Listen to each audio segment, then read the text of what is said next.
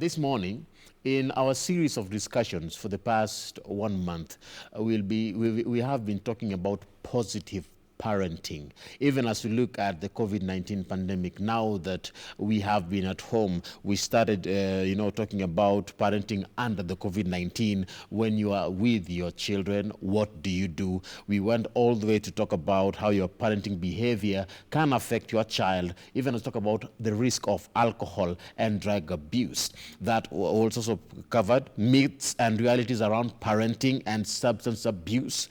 We had also a conversation on how to talk about alcohol and drugs at home with the children. Now, this morning we'll be winding up our series on positive parenting with the rallying call to create the new normal in our homes.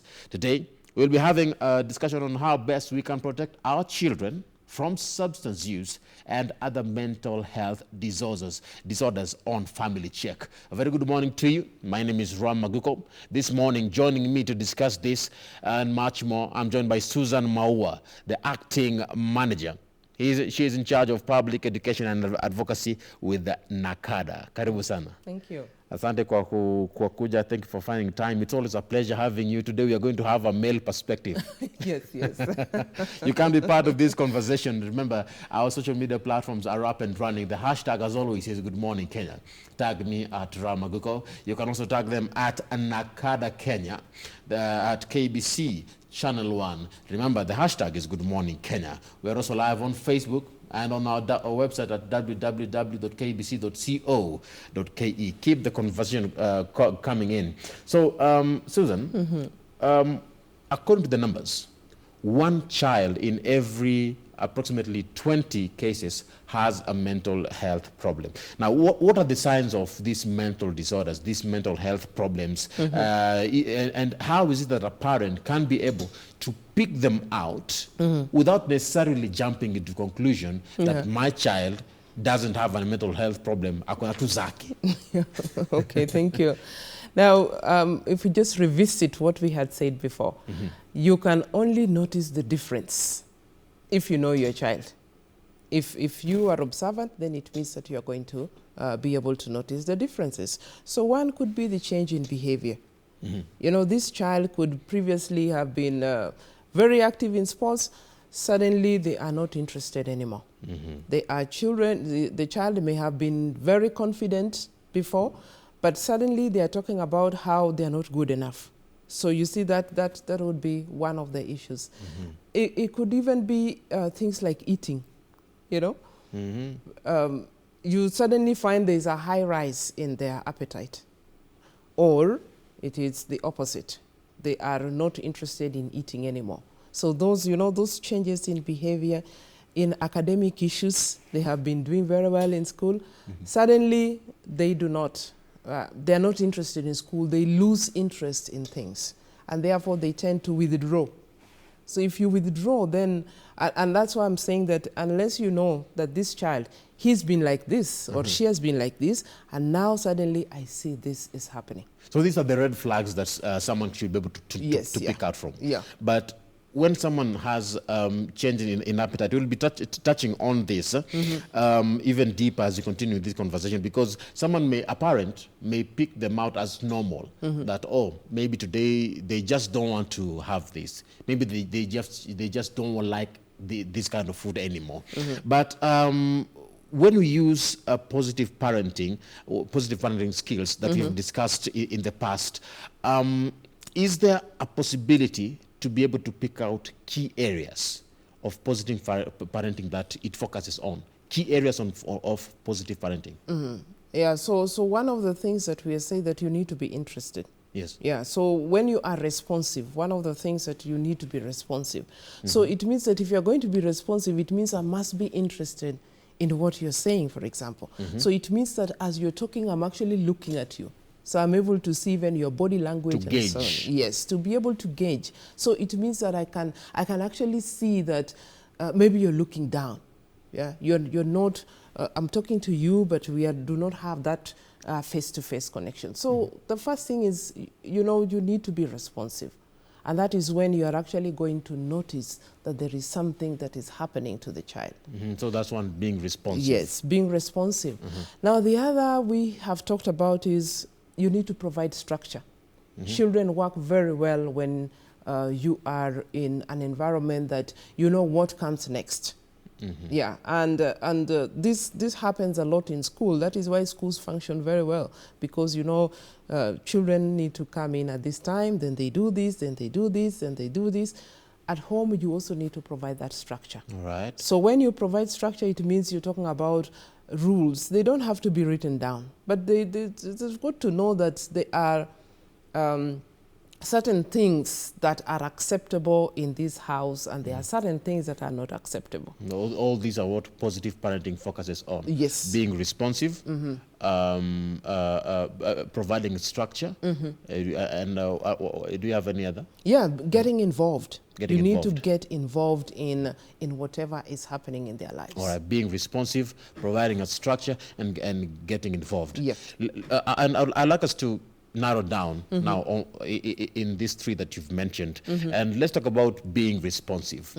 When you talk about being responsive, you mentioned connecting, having that eye-to-eye contact, engaging your child. How can you best engage your child in a way that is understanding, in a way that the child can be able to understand you, and you can be able to understand them, and at the end of the day, you are at par and you listen to each other?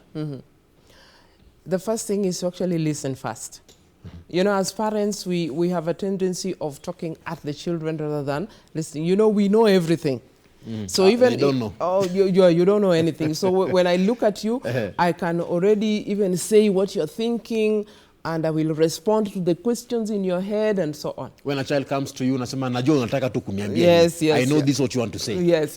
And if you're looking for more money, no, that is not going to happen. Listen first. Yeah. So when you listen first, you actually give the child the opportunity, because you know children have a lot of challenges. Just like adults, children also have a lot of challenges. You know, the ups and downs of growing up. Those ones are there. So and they could also be having issues with their confidence. They feel, oh, is it something that I would want to do, and so on. So you see, if you're able to listen, and then once you have listened to them, then you can give your perspective.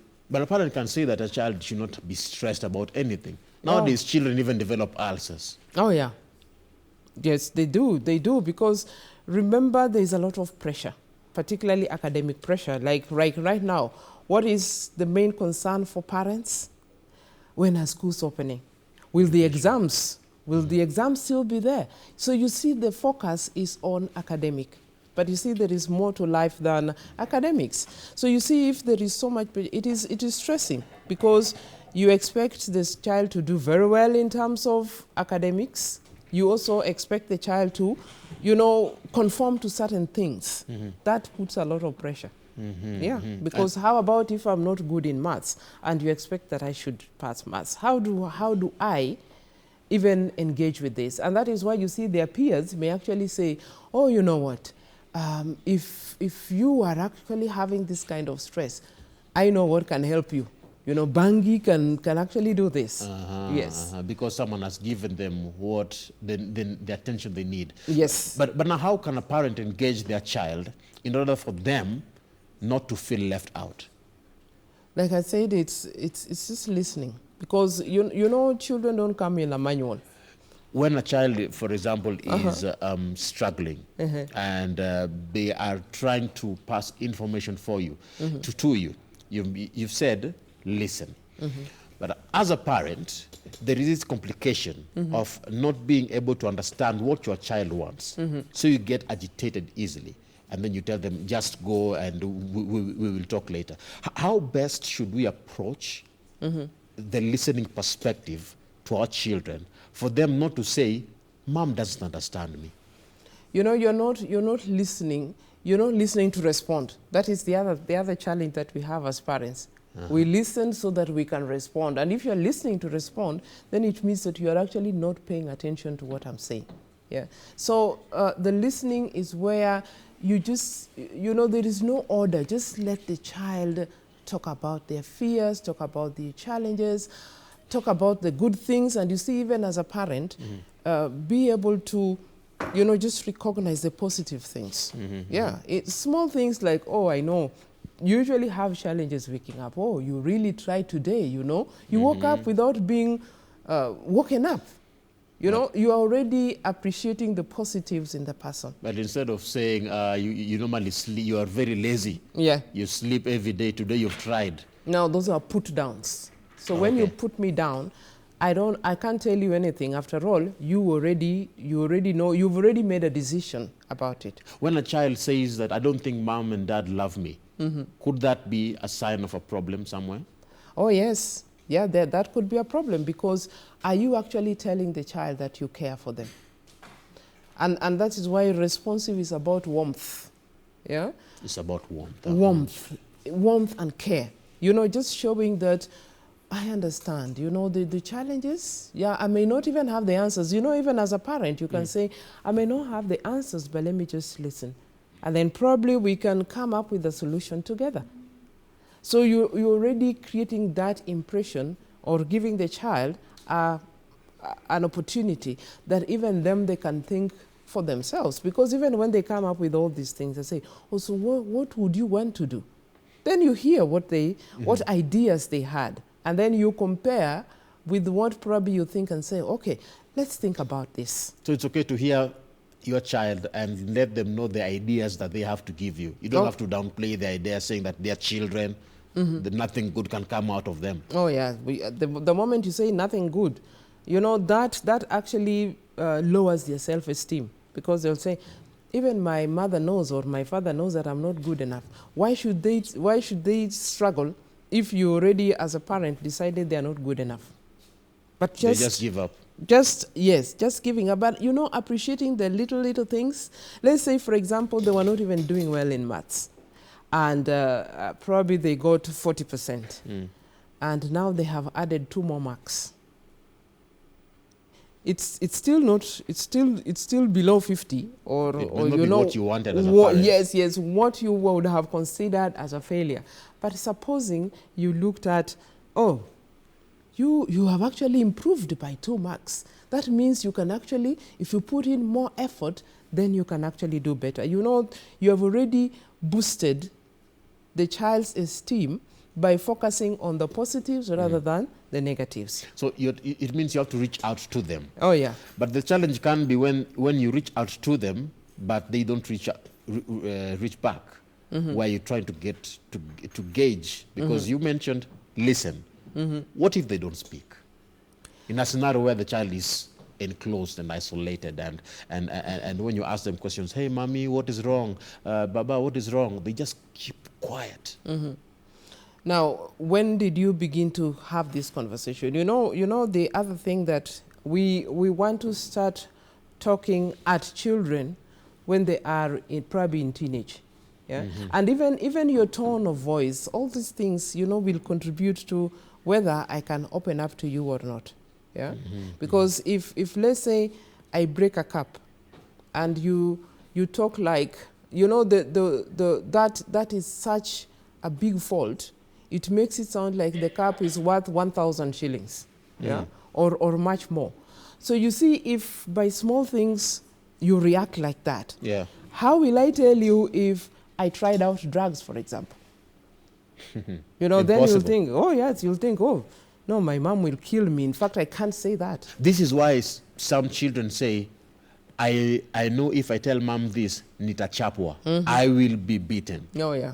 So they will be isolated. Yeah, then they will get isolated. So remember, when we say with warmth, it means that you are not being judgmental. Because if you begin to judge, and remember that your body language could already be suggesting that you are just ready to pounce. By the time I finish, then you are going to pounce on me. Yeah.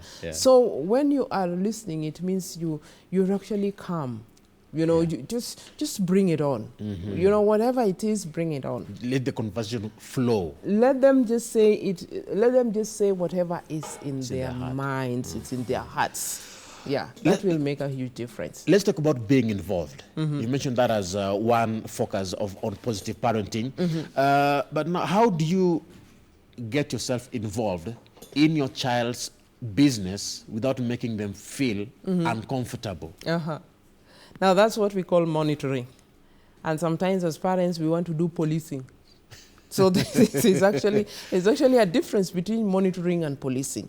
Because you see, when you are monitoring, it means that you want to find out what is it that is happening in their lives.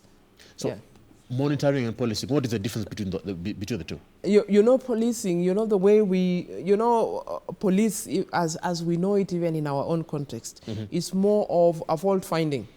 You know, like if a traffic policeman stops you, it's about, oh, are the lights working? Is this working? Is this, yeah. So the whole idea is fault finding, and then I can have an opportunity to charge you with it.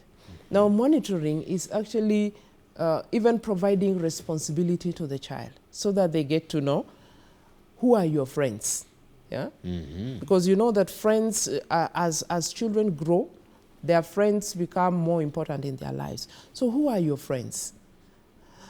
Do they also come to your house so that you get to see? You know, you can't have your child always going out to meet friends, but you never know who these friends are. Because you see, you'll be able to judge even by their character what kind of friends they keep. You won't even be able to know when they change friends. Yes. So then when they change friends, because that is also another red flag.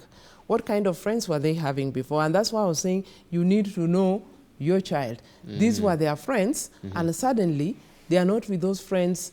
Looks like they have new friends. But how do you build trust so that you can be able to, so that your child can be able to tell you who their friends are? And when they change your friend, their friends, they will be able to tell you that, oh, nowadays this is not my friend, and this is my friend. How do you build that trust and that foundation? You know, in the early stages, children tend to bring their friends. You know, you can even say, oh, bring your friends along. Yeah? You can even decide to, you know, make them a meal so that they all come and eat together and play together. And eat together. Yeah, so you get to know who their friends are. And then you go the next step. Who are their parents? That's also part of monitoring. Who are their parents? Because if your child says, oh, I'm going to so-and-so's house, what is it that attracts your child to that house? It means we need parent-parent relationship. Oh, yes. Yeah, if my daughter is a friend to your daughter, you know, it would be good that eventually at some point we also meet. But here we have a case scenario where some parents tell their children, usicheze na huyu, don't play with that person. And what do the children do instead? They do the opposite. Oh yes, they do the opposite, because what is it that is attracting your child to that person? So you remember, it's not about what you say, but it's about what you do. Find out what is it that is attracting this child to that other one. Is it that they have a connection in terms of their personalities? Yeah.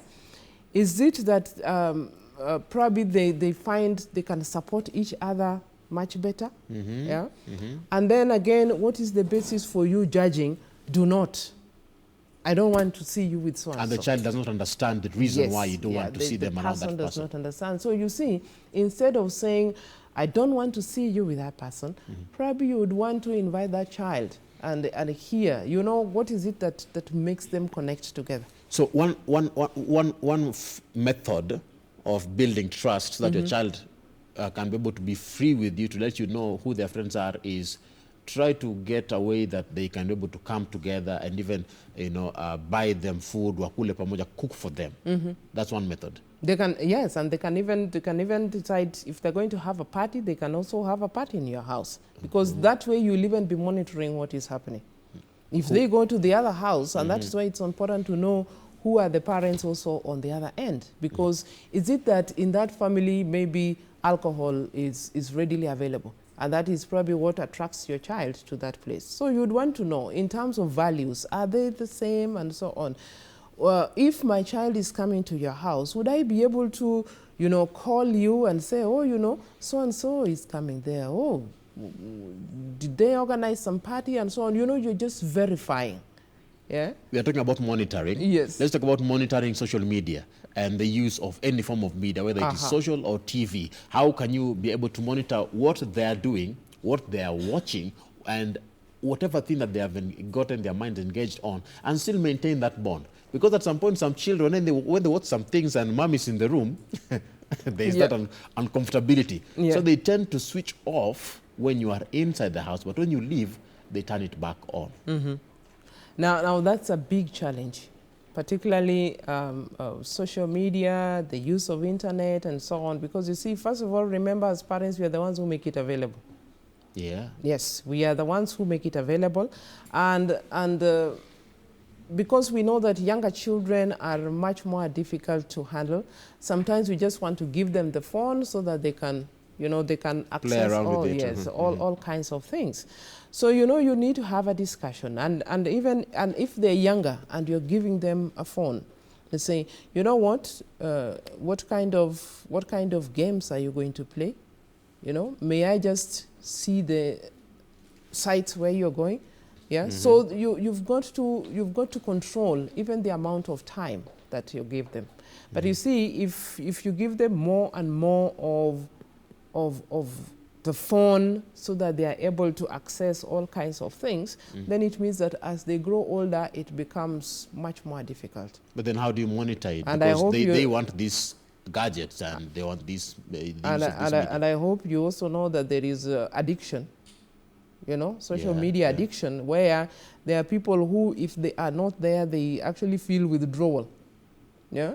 That's why for many of us, it's not easy to leave your phone behind, because shortly afterwards you'll remember that you don't have your phone. So in terms of monitoring, it doesn't start at the teenage. It is something that starts much earlier. From a young age. Yeah. Even so, I remember when some of us lose our phones, and we get to have 24 hours without using our phones. We feel empty. Yeah. That's the withdrawal I'm talking about. Yes, yeah. That's the withdrawal. So in terms of monitoring, first of all, why do you want to give a 2-year-old, a 4-year-old, a 6-year-old a phone? Yeah? Because there are other things that they can actually do. Because the earlier, issues that have to do with addiction, the earlier you begin, the earlier the chances that you are going to get hooked to it. Yeah. Mm-hmm. So there are other activities that they can be involved in. Like what? Interests. What other interests can they develop? You see, like hobbies. Now, yes, like right now, if children are home, most of the time they have not been cooking. Is it a time that you can actually give them a chance to also begin to be part of preparing the meals? And you do it with them? You do it with them. Yeah, so that you give them that opportunity to do something. What about the issues of arts? Would they want to draw? Would they want to do, so that they explore something beyond just getting hooked? So that even when they go to that internet, they are looking for specific things. Mm-hmm. If, let's say, it was art, then probably they want to learn more about art, and therefore they'll be getting into a site that probably have art and so on. Now, when you talk about giving them what they want, sometimes they want gadgets, sometimes they want, TV and this and that movie. Now let me talk about money. Sometimes they want money, pocket money. Oh yeah.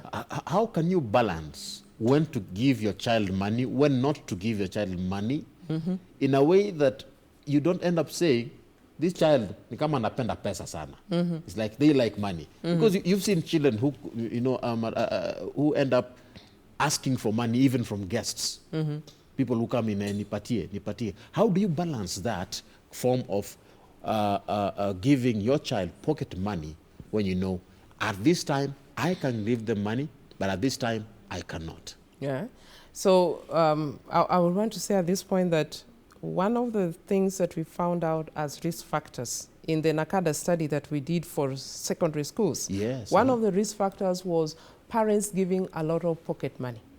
So wanasema I love them, nawapenda. Yes, yeah. So it means you're giving more of guilt offerings than actually supporting your child. Because if your child, for example, is in boarding school and you have already shopped for everything, what is this money being used for? Yeah. So you can have a rough estimate in terms of, so when you are in school, what is the money used for? Yeah. So then you can, you have a budget. Because, you know, if you don't help children to learn something about budgeting, they will always think that there is this bottomless pit of money. Mom and dad will always have money. They have money, and therefore they will be demanding. Actually, they will demand for it.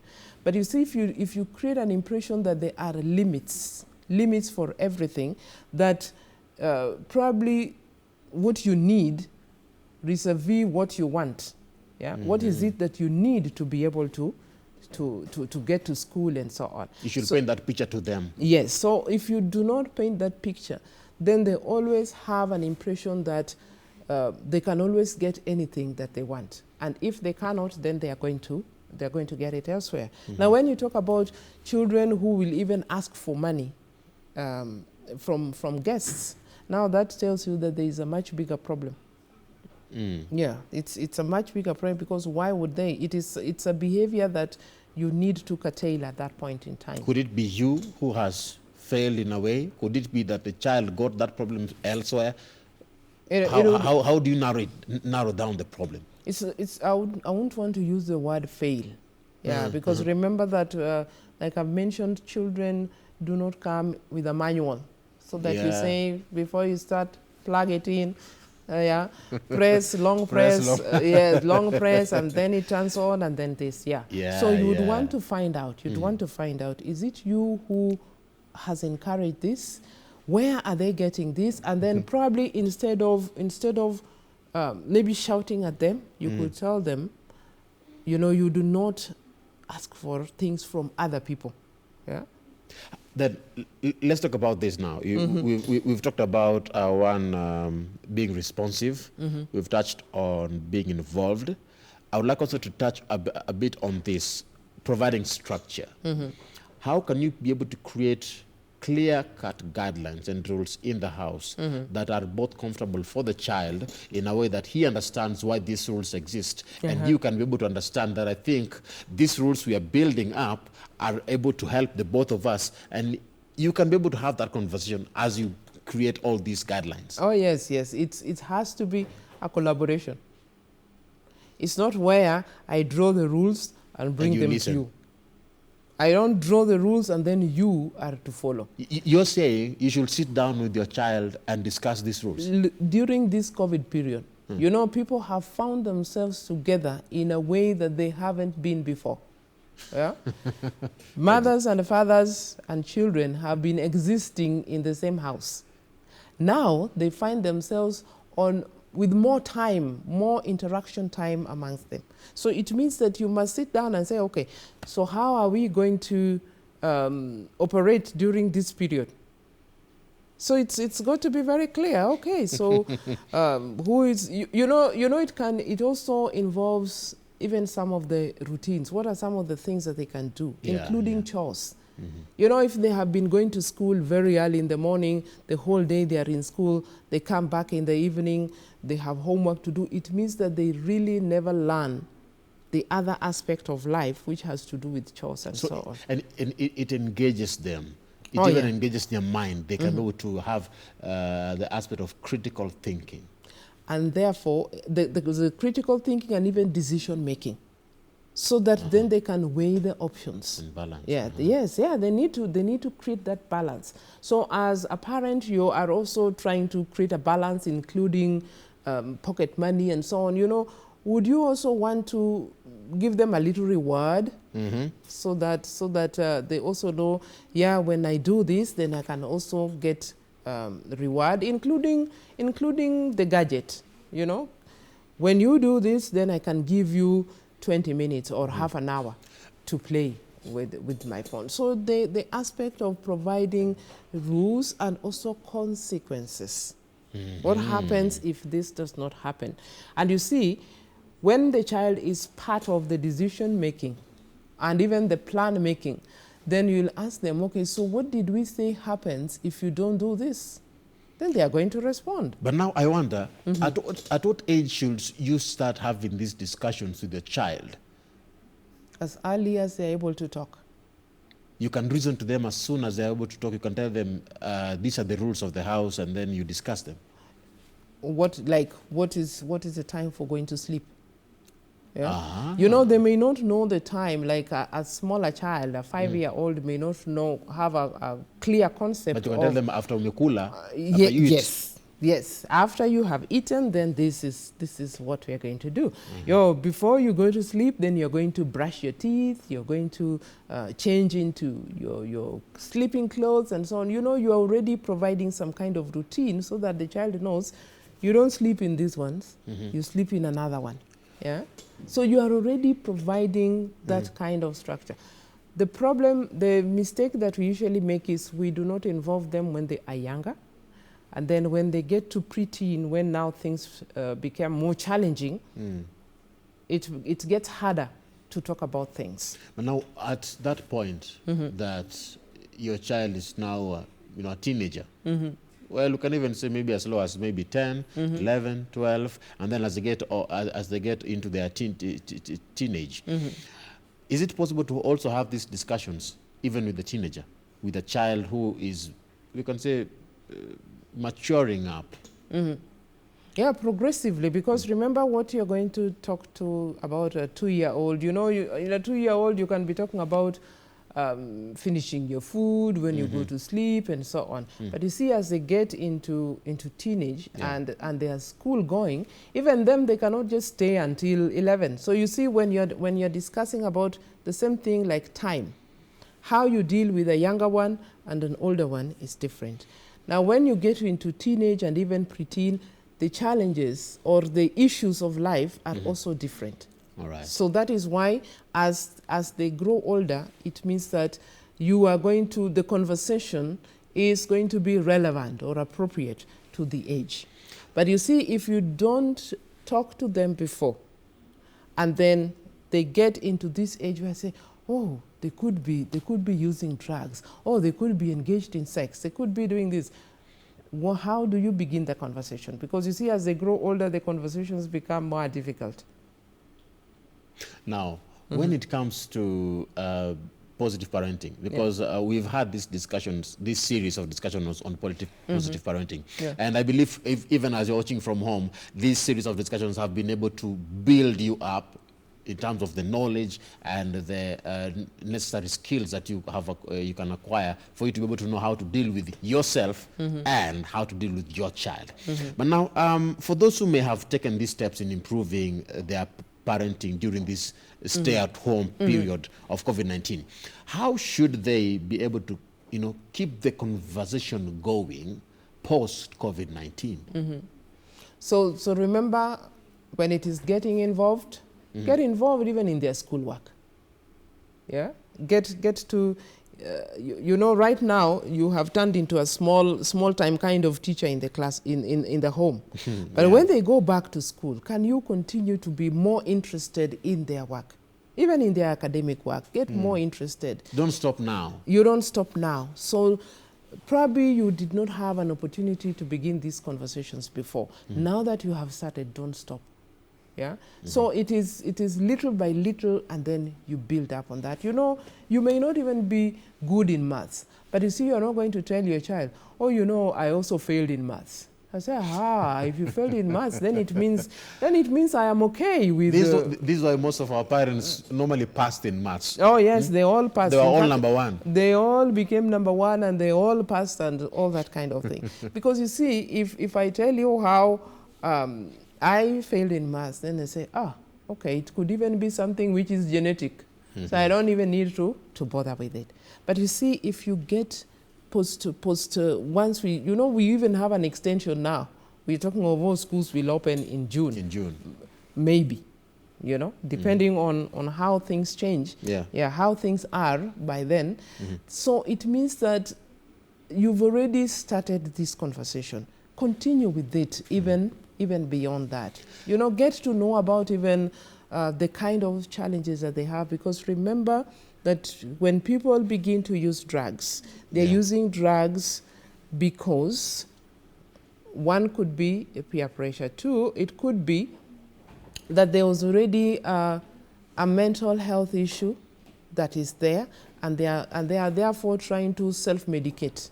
When you use alcohol or drugs, it helps you to deal with the emotions, the void that the void that is there. You know, it helps you to do this. Yeah. So that's why you need to keep the conversation going. Now, this discussion has been very enlightening. It has been heavy. As we bring this whole thing, because we are now wrapping up all this, you know, this whole series of discussion on positive parenting, why did NACADA, you know, choose this angle, especially during this period of the COVID-19? All right. So thank you, because like I said, we have done studies. One of the mandate of NACADA is actually to conduct researches so that it can inform the whole country in terms of the various aspects of alcohol and drug abuse. Yeah. So from the primary and the secondary school surveys, it actually turned out that one of the areas, a lot of factors were pointing towards parenting. Parents not being available, parents giving a lot of money, parents using the substances themselves, parents, even before the children. Even before the children, parents keeping alcohol in the house. You know, all these are factors that are contributing to children doing this. Because remember, children do what they see you do, not what you say. So a lot of it has to do with you are modeling. Remember, you're already a model. So if this is what you're modeling, then this is what is going to come out. So even though you may have these discussions, engage them, agree, but what you do will stick more than what you've been telling them or discussing with them. So you need to lead by example. So that is why as NACADA we got into this portion of actually addressing, because if you realize that this is the risk factor, in alcohol and drug abuse prevention, we look at two things. There is the risk factor and there is the protective factor. So you want to reduce the risk factors as you increase the protective factors. Remember, families are supposed to be protective factors. But now, the home environment has turned out to be a risk factor for children. So that's why then, as NACADA, it becomes important that if you're doing prevention, then we need to address the risk factors. This is just, this is a conversation that will continue. Even though these sessions are coming to an end, these particular ones, we are still going to hold these conversations even in the vernacular stations. Yeah, exactly, so because it builds families. Yes, so you remember the family is the fabric of society. Exactly. So the moment there are holes in the family, then it means that children will be falling in those holes that are there. It means there are holes in the society. There are holes. In fact, what you see in the society is a reflection of what is happening in families. But now as we talk about family, we have the COVID-19 pandemic. You mentioned it is making people spend time with, with family, which reminds me, when in a normal situation, the father or the mother or both leave home, they leave their child in the hands of a nanny. And it is a nanny who takes care of the child. Meaning, for most parts of every day, the person who spends time with the child is on the parents. It is the nanny. How then can you be able to bridge the gap brought by the challenge of a parent not spending much time with the child, instead it is a nanny? So even when the child develops any complication, the parent will only ask the nanny. They won't even ask one another. Yeah. Now that brings us also to what we said, quality time. Quality time for every child is only 10 minutes. And I believe that however busy you are, and today, you know, we hardly have as many children. So it means that even if you cannot afford it per day, at least you should be able to. We are talking of 10 minutes is a minimum. 10 minutes per day? Yes, 10 minutes per day for minimum. Every child, so that you just get to know if they are of school going age, what is it that is happening in school and so on. Yeah? And we know that today it is the nannies who also help them to do the homework and so on. But you see, at the same time, we don't check this nanny. Do they have all these qualifications and all these things that we are trying to have them to do? So however busy you are, remember that you matter to your child. And what you do, just paying a little attention to your child goes a long way in knowing that, helping them know that you care. That is why when they say, oh, you know, my parents don't love me, do you spend some time and just listen to them, talk to them? They know, yes, my dad is busy, my mom is busy because they have to pay rent, they have to pay fees and so on, but they still create time to be with me. So even if it is a weekend, that probably you want to create time. And when we say the weekend, it is nowhere, because that is the other thing that parents do. On Sunday, when you are supposedly creating family time, you still take them to your place where you'll be sitting there with your Tusker or whatever it is that you are taking, and then there are bouncing castles at the other end, and then you imagine that now you are having... That is not bonding. That is not bonding. You're just sitting in the same geographical area. Yeah, in the same geographical area, same script as before.